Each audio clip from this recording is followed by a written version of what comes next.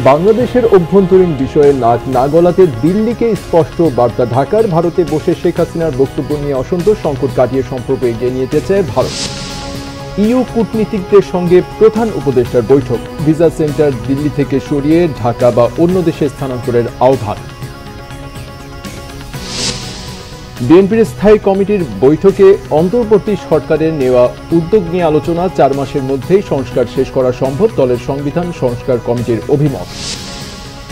দুর্নীতিকে প্রশ্রয় দেয় শেখ হাসিনার পিয়ন 400 কোটি টাকার মালিক হয়েছিল বললেন আইন উপদেষ্টা। দুদকের জন্য অন্তর্বর্তী কমিশন গঠনের সুপারিশ টিআইবির।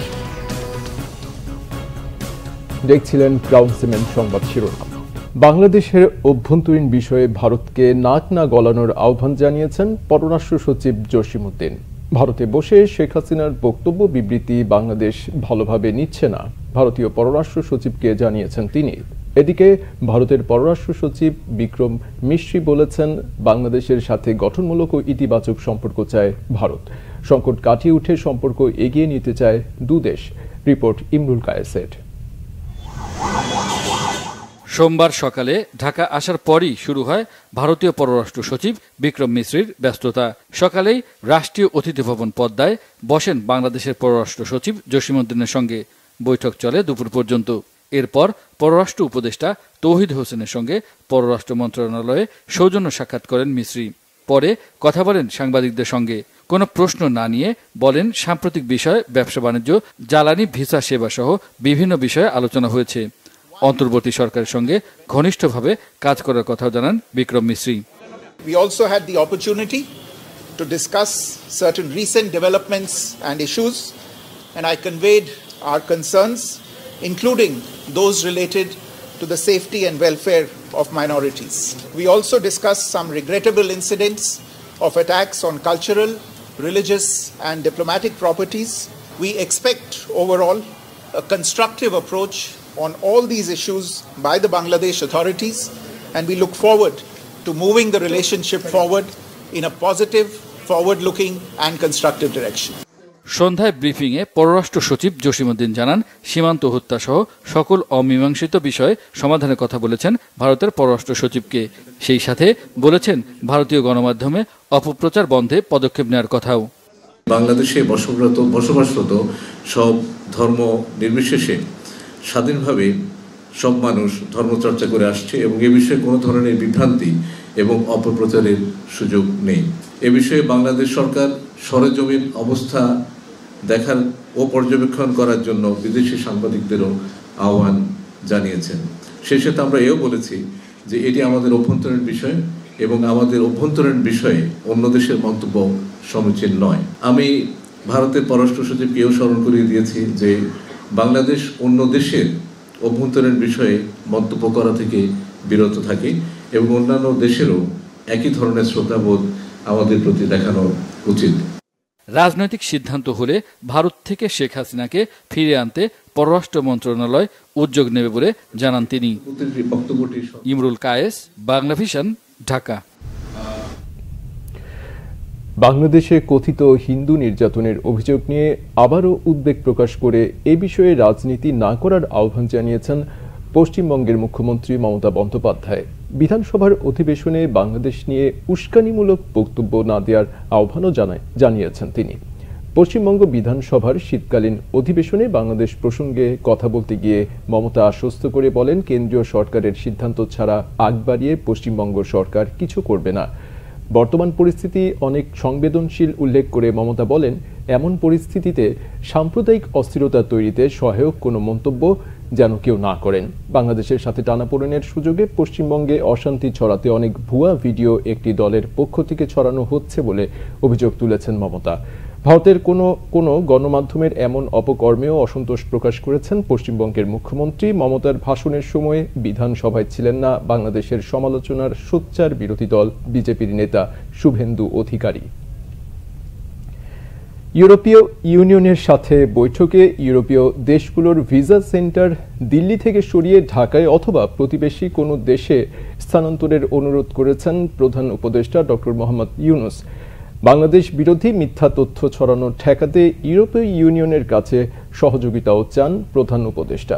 শেখ হাসিনা তার সহযোগীরা যে ব্যাপক টাকা পাচার করে নিয়ে গেছে তা দিয়ে দেশকে অস্থিতিশীল করার চেষ্টা করছে বলেও অভিযোগ করেন প্রধান উপদেষ্টা। রকুনুজ্জামানের রিপোর্ট। সোমবার দুপুর 12টায় রাজধানীর তেজগাঁয়ে প্রধান উপদেষ্টার কার্যালয়ে ইউই কূটনীতিকদের সঙ্গে বৈঠকে বসেন অন্তর্বর্তীকালীন সরকারের প্রধান উপদেষ্টা অধ্যাপক মোহাম্মদ ইউনূস। 19 সদস্যের প্রতিনিধি দলটির নেতৃত্বে ছিলেন বাংলাদেশে নিযুক্ত ইউরোপীয় ইউনিয়নের head of delegation Michael Miller. বৈঠকে প্রধান উপদেষ্টা বলেন, ভারত বাংলাদেশিদের জন্য ভিসা সীমিত করায় অনেক শিক্ষার্থী দিল্লি গিয়ে ইউরোপের ভিসা নিতে পারছে না। এজন্য ভিসা অফিস ঢাকা অথবা প্রতিবেশী অন্য কোনো দেশে স্থানান্তরের প্রয়োজনীয়তা তুলে ধরেন। Bring this interim government to run the country until election is held and a new government is elected. So we are going through that process. But in the meantime, the excitement of the moment, after 16 years of repression and denial of all the rights, human rights and everything else, and also নির্বাচন অনুষ্ঠানে সরকারের অঙ্গীকার তুলে ধরে চলমান সংস্কারের প্রয়োজনীয়তা ইউরোপীয় কূটনীতিকদের সামনে তুলে ধরেন প্রধান উপদেষ্টা। বাংলাদেশ বিরোধী অপতথ্য প্রচারণা রোধে ইউইর সহযোগিতাও চান তিনি। We had a campaign of misinformation, global campaign. It's a very powerful campaign, and we are struggling to cope with that. That Bangladesh is calm, Bangladesh is going ahead with this mission and so on. It's not the kind of image this campaign is trying to give us, and the fact that you came also a message that is not too bad for everybody to come here. So you came and you have a discussion here. অন্তর্বর্তীকালীন সরকারের সংস্কার প্রক্রিয়ায় প্রধান উপদেষ্টাকে পূর্ণ সমর্থন জানান UE প্রতিনিধিরা। The European Union is committed to supporting Bangladesh's democratic transition the best way we can. As you know, Chief Advisor, we already enjoy rather broad relations. We do see strong potential for our partnership. পরে প্রধান উপদেষ্টার সাথে ইউরোপীয় ইউনিয়নের কূটনীতিকদের বৈঠক নিয়ে সন্ধ্যায় briefing করেন পরিবেশ ও জলবায়ু উপদেষ্টা সৈয়দা রিজওয়ানা হাসান। একটা প্রস্তাবনা আমাদের পক্ষ থেকে ছিল যে বাংলাদেশের নাগরিকেরা অনেক ইউরোপিয়ান দেশে যেতে গেলে ভিসার জন্য আবেদন করতে হয় দিল্লি থেকে। এটা অনেক সময় ঝামেলা হয়ে যায়। তাদের কাছে আমাদের একটা সুস্পষ্ট অনুরোধ ছিল যে তারা যেন এই ভিসা সেন্টারগুলো দিল্লি থেকে সরিয়ে অন্যত্র স্থাপন করে, যাতে করে এই মুহূর্তে যারা বাংলাদেশি শিক্ষার্থীরা ইউরোপের বিভিন্ন দেশে যাবেন কিন্তু বাংলাদেশে তাদের দূতাবাস নেই, তারা তো যেতে পারছেন না, প্রক্রিয়াটা বিলম্বিত হচ্ছে। রকুনুজ্জামান, বাংলা ভিশন, ঢাকা। অন্তর্বর্তী সরকারের প্রধান উপদেষ্টা ডক্টর মোহাম্মদ ইউনূস বলেছেন, পদক্ষেপ প্রদানের মধ্যে সীমাবদ্ধ না রেখে সমাজ পরিবর্তনে বেগম রোকেয়ার সাহস, উদ্যম, কল্পনার শক্তিকে সবার মাঝে ছড়িয়ে দিতে হবে। আজকে যারা পাঠ্যক্রম প্রণয়নের দায়িত্বে আছেন তাদের রোকেয়ার মতো ব্যক্তিদের খুঁজে বের করে পাঠ্যক্রমে অন্তর্ভুক্তির তাগিদও দেন তিনি। সোমবার রাজধানীর ওসমানী স্মৃতি মিলনায়তনে রোকেয়া দিবসের অনুষ্ঠানে এসব কথা বলেন অন্তর্বর্তীকালীন সরকারের প্রধান উপদেষ্টা। বক্তব্যে প্রধান উপদেষ্টা সমাজ পরিবর্তনে বেগম রোকেয়ার অবিস্মরণীয় ভূমিকা এবং তার চিরন্তন প্রেরণার কথা স্মরণ করেন। পরে দর্শকের সারিতে বসে রোকেয়া দিবস উপলক্ষে নারী শিশু মন্ত্রণালয়ে আয়োজিত মনোজ্ঞ সাংস্কৃতিক পরিবেশনা উপভোগ করেন প্রধান উপদেষ্টা। বিএনপির সর্বোচ্চ নীতি নির্ধারণী ফোরাম জাতীয় স্থায়ী কমিটির সাপ্তাহিক বৈঠক অনুষ্ঠিত হয়েছে সোমবার রাতে গুলশানে দলটির চেয়ারপারসনের রাজনৈতিক কার্যালয়ে এ বৈঠক হয়। দলের ভারপ্রাপ্ত চেয়ারম্যান তারেক রহমান লন্ডন থেকে ভার্চুয়ালি সভাপতিত্ব করেন বৈঠকে উপস্থিত ছিলেন ডক্টর খন্দকার মোশাররফ হোসেন, ব্যারিস্টার জমির উদ্দিন সরকার, ডক্টর আব্দুল মঈন খান, নজরুল ইসলাম খান, আমির খসরু মাহমুদ চৌধুরী, সালাউদ্দিন আহমেদ, বেগম সেলিমা রহমান, হাফিজউদ্দিন আহমেদ ও অধ্যাপক ডাক্তার AZM জাহিদ হোসেন। এছাড়া লন্ডন থেকে মির্জা ফখরুল ইসলাম আলমগীর ও সিঙ্গাপুর থেকে মির্জা আব্বাস অনলাইনে যুক্ত ছিলেন বৈঠকে। দেশের চলমান রাজনৈতিক পরিস্থিতি, অন্তর্বর্তী সরকারের নেওয়া নানা উদ্যোগ ও সিদ্ধান্ত, দলের সাংগঠনিক কর্মকাণ্ড, ভারত ইস্যুতে ছাত্রদল, যুবদল ও স্বেচ্ছাসেবক দলের কর্মসূচি নিয়ে বৈঠকে আলোচনা হয়। এছাড়া খালেদা জিয়ার বিদেশ যাত্রা এবং তারেক রহমানের দেশে ফেরার বিষয়টি নিয়েও আলোচনা হয়েছে। সংস্কারের জন্য 3 বা 4 মাসের বেশি সময়ের প্রয়োজন বলে মনে করে না বিএনপি। দলের সংবিধান সংস্কার কমিটির সদস্যরা মনে করেন নতুন করে বাড়ি বাড়ি গিয়ে ভোটার তালিকা করা সময়ের অপচয়। বিএনপি চেয়ারপারসনের গুলশান কার্যালয়ে সংবাদ সম্মেলনে তারা এই কথা বলেন। নেতারা বলেন, যাদের নেতৃত্বে নির্বাচনী প্রক্রিয়া কলঙ্কিত হয়েছে তাদের বিরুদ্ধে তদন্ত সাপেক্ষে ব্যবস্থা নেওয়া এবং অভিযুক্তদের আগামীতে কোনো নির্বাচনী কাজে আর যুক্ত না করার সুপারিশ করা হয়েছে। বাড়ি বাড়ি গিয়ে ভোটার তালিকা না করে বরং হালনাগাদের পরামর্শ তাদের। এ সময় সংবিধানে আরপিও সংশোধন, সীমানা নির্ধারণ, নির্বাচনী কর্মকর্তাদের ভূমিকা, এনআইটির ক্ষমতা ইসির কাছে অর্পণ সহ নির্বাচন সংক্রান্ত 17টি সুপারিশ তুলে ধরেন তারা। বলেন, যারা দীর্ঘদিন ভোট দিতে পারেননি তাদেরকে একটি সুষ্ঠু পরিবেশের মাধ্যমে কেন্দ্রে নিতে চায় বিএনপি। ভোটার তালিকা প্রণয়ন, যেটা আপডেট হালনাগাদ করা হয়, সেটার একটা নিয়ম আছে, বিধিও আছে। জানুয়ারির 2 তারিখে খুব সম্ভবত খসড়া তালিকা প্রকাশ করা হবে। তারপরে নির্বাচনী অফিস, নির্বাচনী কর্মকর্তা এবং নির্বাচনের সময় পুলিং এদের নিয়োগ ইত্যাদির জন্য কিছু সময় লাগে, ডিলিমিটেশনের জন্য কিছুটা সময় লাগে, শুনানি করতে হয়, সীমানা নির্ধারণ। তারপরে যে কাজগুলো, এগুলো সবগুলো গোছাতে প্র্যাকটিক্যালি 2 থেকে 3 মাসের বেশি সময় লাগার কথা নয়। এখন সরকারের সংস্কারের আরও বিভিন্ন সাইড আছে, প্রশাসনিক সংস্কার আছে, জুডিশিয়াল সংস্কার আছে, পুলিশ সংস্কার বিভাগ আছে, এগুলো সব সমন্বিত করে এটির নির্বাচন উপহার দিতে আমাদের মনে হয় না এটা খুব বেশিতে 3 থেকে 4 মাসের বেশি সময় লাগার কথা। এখন আপনি এই সংস্কার প্রস্তাবে যদি আপনি এমন নতুন কিছু নিয়ে আসেন যেগুলো মানুষের বুঝে উঠতে সময় লাগবে বা বোঝাইতে সময় লাগবে, তাহলে ভিন্ন কথা। আমরা যেসব প্রস্তাব দিয়েছি সেগুলোর প্রস্তাব মেনে নির্বাচন অনুষ্ঠানে খুব বেশি বিলম্ব হওয়ার কোনো প্রয়োজন হবে। ছাত্র জনতা যারা আজ পর্যন্ত যারা ভোট দেওয়ার সুযোগ পায়নি তাদেরকে কিন্তু আমরা অনির্দিষ্টকালের জন্য আমরা সেই অধিকার থেকে বঞ্চিত করে যদি রাখতে চাই, সেটা সঠিক হবে না।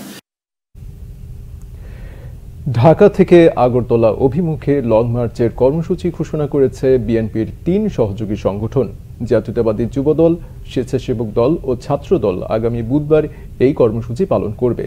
নয়াপল্টনে বিএনপির কেন্দ্রীয় কার্যালয়ে সংবাদ সম্মেলনে যুবদলের সভাপতি এম মোনায়েম মুন্না এই কর্মসূচি ঘোষণা করেন।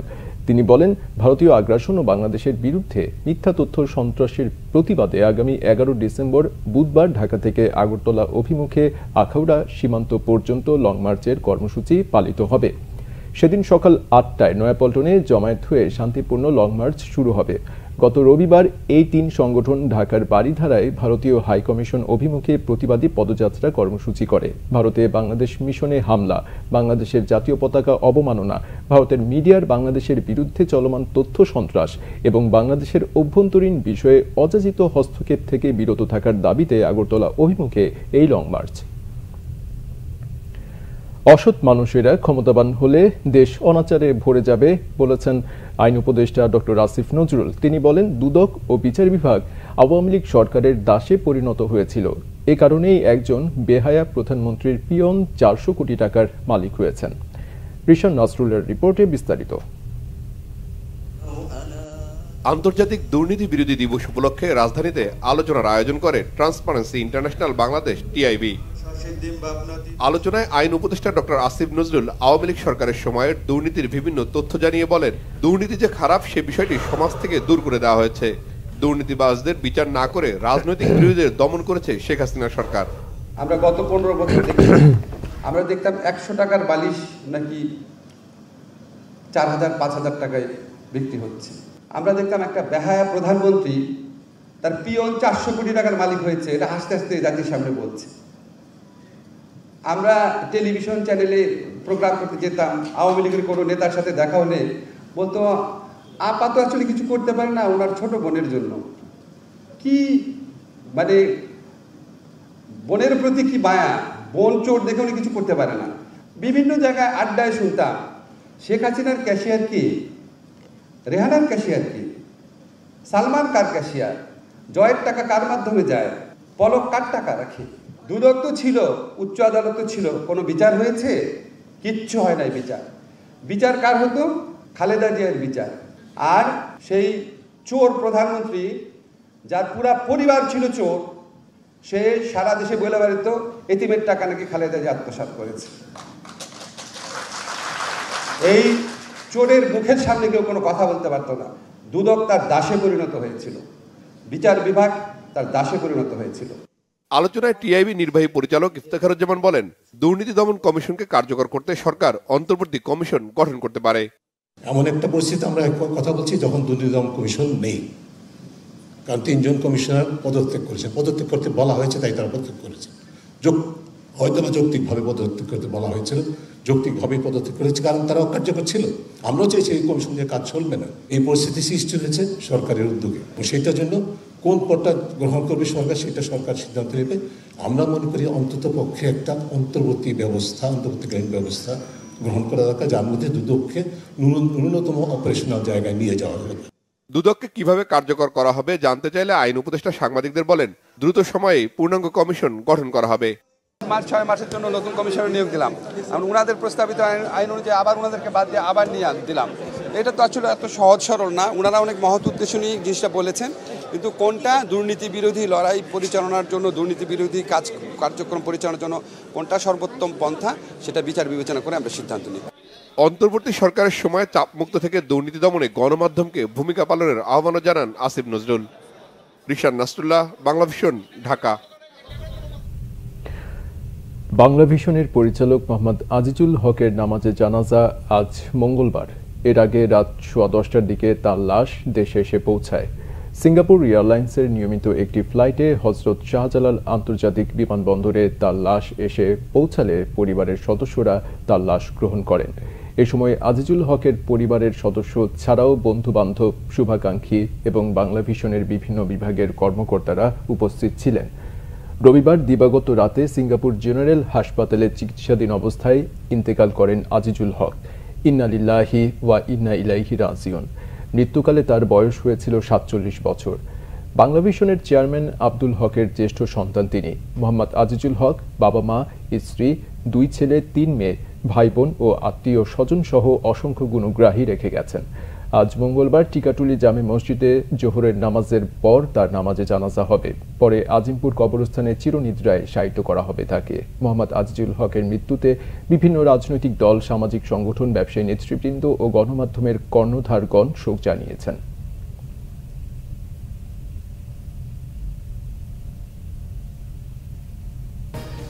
ভোজ্য তেলের সংকটের মধ্যে সয়াবিন তেলের দাম বাড়ানোর ঘোষণা দিয়েছে সরকার। নতুন সিদ্ধান্ত অনুযায়ী বোতলজাত সয়াবিন তেলের দাম লিটারে 8 টাকা বাড়িয়ে 175 টাকা করা হয়েছে। খোলা সয়াবিন তেলের দাম নির্ধারণ হয়েছে 157 টাকা। এর আগে বোতলজাত তেলের দাম ছিল লিটারে 167 টাকা ও খোলা তেল 149 টাকা। সোমবার সচিবালয়ে ভোজ্য তেলের দাম নির্ধারণ নিয়ে ব্যবসায়ীদের সঙ্গে বৈঠক হয়।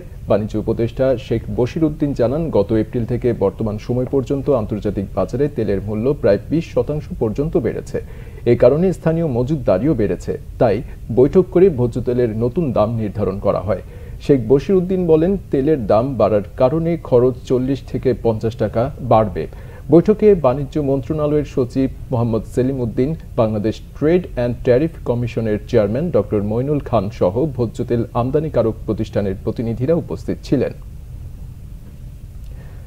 জমকালো আয়োজনে রাজধানীর বঙ্গবন্ধু আন্তর্জাতিক সম্মেলন কেন্দ্রে বাংলাদেশ ইন্টারন্যাশনাল টেক এক্সপো 2024 উপলক্ষে দিনব্যাপী কনফারেন্স অনুষ্ঠিত হয়েছে। সম্মেলনে প্রধান অতিথি হিসেবে উপস্থিত ছিলেন তথ্য ও যোগাযোগ প্রযুক্তি বিভাগের সচিব। এ সময় তিনি বাংলাদেশের প্রযুক্তি খাতের বর্তমান উন্নতি এবং ভবিষ্যতের সুযোগ নিয়ে আলোচনা করেন।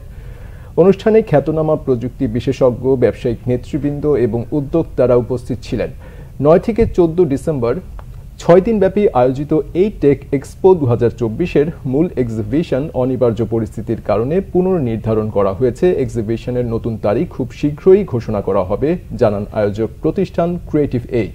টেক এক্সপো 2024-এর লক্ষ্য বাংলাদেশের প্রযুক্তি খাতকে এগিয়ে নিয়ে যাওয়া এবং বিশ্বমঞ্চে দেশের দক্ষতা, উদ্ভাবনী শক্তি তুলে ধরা। দেশে ফিরেছে অনূর্ধ্ব 19 এশিয়া কাপ ক্রিকেট চ্যাম্পিয়ন দলের বাংলাদেশ দলের সদস্যরা। আজ রাত 11টার দিকে হজরত শাহজালাল আন্তর্জাতিক বিমানবন্দরে অবতরণ করে বিজয়ী ক্রিকেটারদের বহনকারী বিমানটি। রোববার দুবাইয়ে ফাইনালে 59 রানে জয় পায় টাইগার যুবারা। এশিয়া জয়ের পর এবার বিশ্ব জয়ের স্বপ্ন বাংলাদেশের এ তরুণদের। যুব এশিয়া কাপে বর্তমান চ্যাম্পিয়ন বাংলাদেশ। শিরোপা ধরে রাখার লক্ষ্য আজিজুল হাকিম তামিমের দলের। শিরোপা নির্ধারণী ম্যাচে আগে ব্যাটিংয়ের সুযোগে মাত্র 17 রানে ভেঙে যায় জাওয়াদ আবরার ও কালাম সিদ্দিকীর ওপেনিং জুটি। ফিরে যান কালাম, জাওয়াদের সাথে যোগ দেন অধিনায়ক তামিম। জাওয়াদ 20 ও তামিম 16 রানে আউট হন। 66 রানে 3 উইকেটে হারিয়ে চাপে পড়া দলকে লড়াইয়ে ফেরান শিহাব জেমস ও রিজান হোসেন। স্কোর সমৃদ্ধ হতে থাকে, জুটিতে ওঠে 62 রান, 40 করে ফেরেন শিহাব। 3 রানের জন্য 50 বঞ্চিত হন রিজান, তাকে 47-এ থামিয়ে দেন হার্দিক রাজ। ভারতীয় বোলারদের নিয়ন্ত্রিত বোলিংয়ে কমে যায় রানের গতি। ফরিদ এক প্রান্তে অবিচল থাকার চেষ্টা করেন, 39 করেন তিনি। 198-এ অল আউট হয় বাংলাদেশ। জবাবে ব্যাটিংয়ে নেমে ইমন ফাহাদদের বোলিং তোপের মুখে পড়ে ভারতের যুবারা। 139 রানে অল আউট হয় ভারত যুবদল।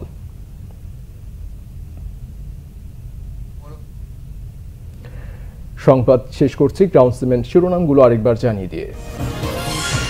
বাংলাদেশের অভ্যন্তরীণ বিষয়ে নাক না গলাতে দিল্লিকে স্পষ্ট বার্তা ঢাকার। ভারতে বসে শেখ হাসিনার বক্তব্য নিয়ে অসন্তোষ, সংকট কাটিয়ে সম্পর্ক এগিয়ে নিতে চায় ভারত।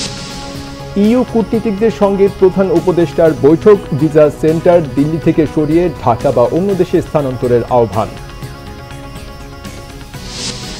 বিএনপির স্থায়ী কমিটির বৈঠকে অন্তর্বর্তী সরকারের নেওয়া উদ্যোগ নিয়ে আলোচনা। 4 মাসের মধ্যেই সংস্কার শেষ করা সম্ভব, দলের সংবিধান সংস্কার কমিটির অভিমত। দুর্নীতিকে প্রশ্রয় দেয় শেখ হাসিনার পিয়ন 400 কোটি টাকার মালিক হয়েছিল বললেন আইন উপদেষ্টা। দুদকের জন্য অন্তর্বর্তী কমিশন গঠনের সুপারিশ টিআইবির। এ ছিল এখনকার মতো। পরের সংবাদ সকাল 7:30টায়। এছাড়া বাংলাভিশন সংবাদ ও সংবাদ সংশ্লিষ্ট অনুষ্ঠান দেখতে ভিজিট করুন www.bvnews24.com ও facebook.com/banglavisionnews এবং সাবস্ক্রাইব করুন youtube.com/banglavisionnews। এতক্ষণ সাথে থাকায় ধন্যবাদ।